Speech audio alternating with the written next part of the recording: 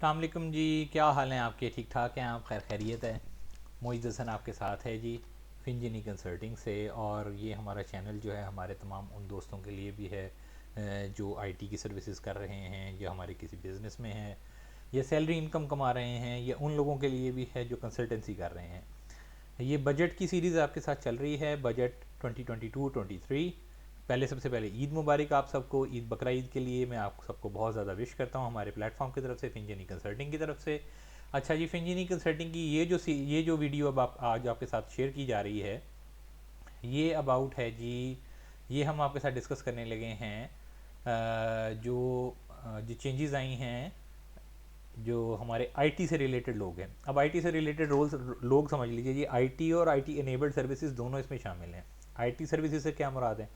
IT services से मुराद है ये सर्विसेज।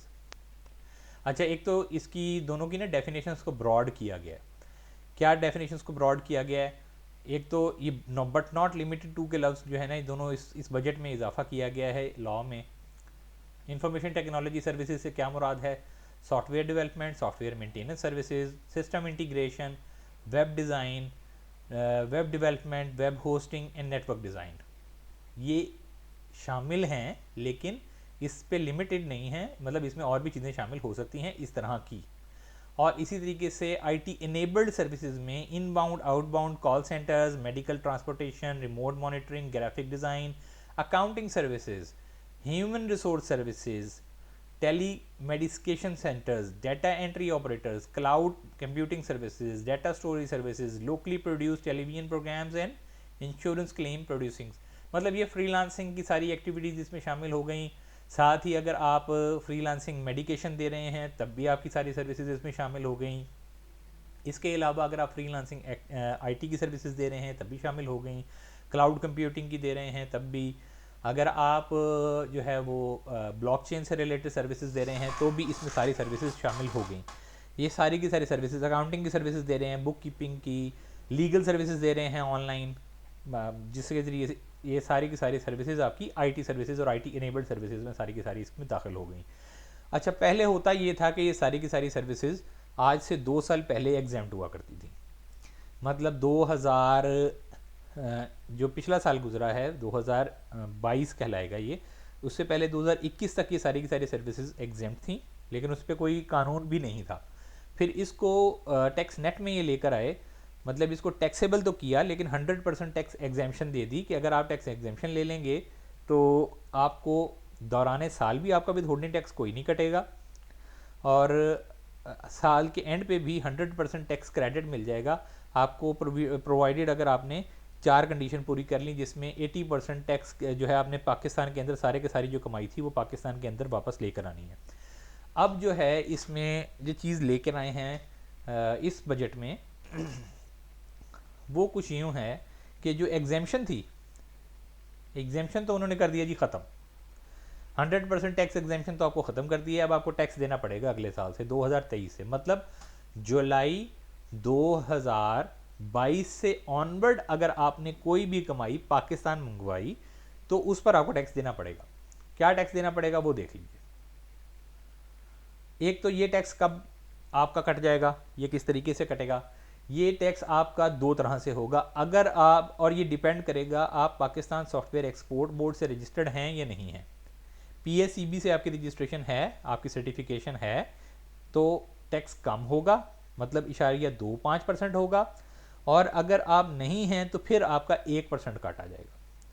अच्छा, यहाँ मैं आपसे एक बात और शेयर कर चलूँ, वो बहुत इंपॉर्टेंट बात इसलिए भी है कि यहाँ पे मेरे बहुत से दोस्त इस बात से भी, मेरे पास 2-3 क्वेश्चन आए हैं। आईटी इंडस्ट्री से मेरा ताल्लुक़ है, बहुत से मेरे क्लाइंट हैं जो आईटी इंडस्ट्री से ताल्लुक़ रखते हैं कि ये जी ये फिर ये 0.25 जो है ये फिर 0.5 बन जाएगा और 1% 2% बन जाएगा अगर हम नॉन फाइलर हुए।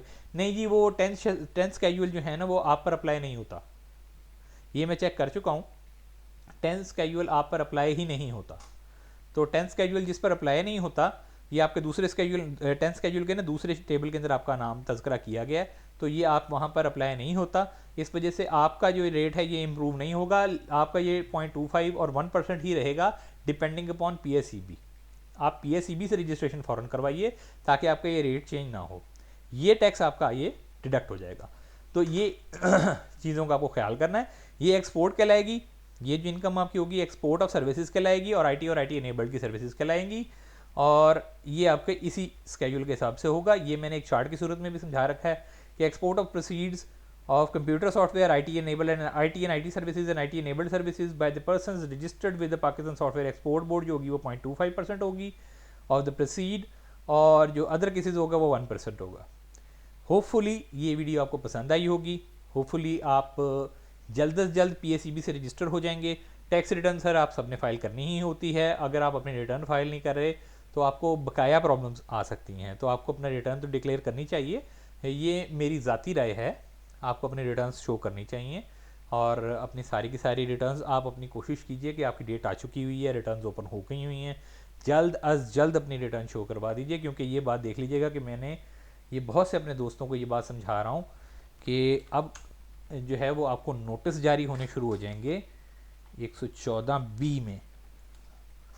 जो 114B का जो नोटिस है वो आपके लिए खासा खतरनाक हो सकता है, जिसके अंदर आपका मोबाइल फ़ोन बंद कर दिया जाएगा PTA से कहकर, और आपकी मोबाइल फ़ोन की सिम्स बंद कर दी जाएंगी, बिजली के कनेक्शन बंद कर दिए जाएंगे, और गैस के कनेक्शन बंद कर दिए जाएंगे जब तक आप रिटर्न फाइल नहीं करते।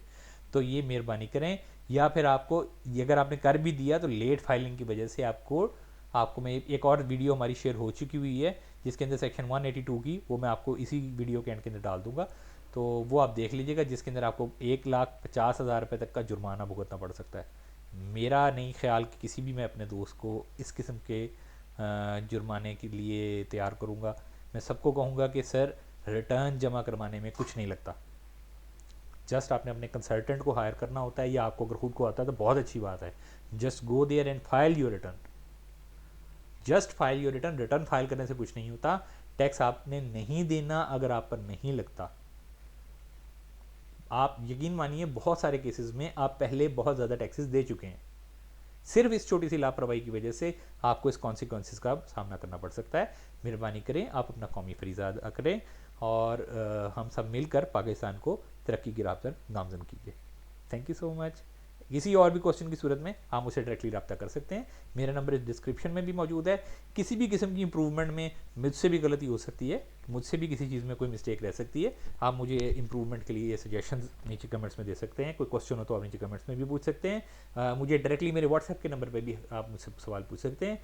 कॉल्स मैं ज़रूर ले लेता हूँ, लेकिन अगर आप व्हाट्सएप पर पूछ लेंगे तो मेरे लिए ज़रा आसानी रहेगी, क्योंकि कई मेरे दोस्त जो है ना ऑकवर्ड टाइमिंग में कॉल कर लेते हैं, हम कई दफ़ा ऑफिस में नहीं होते।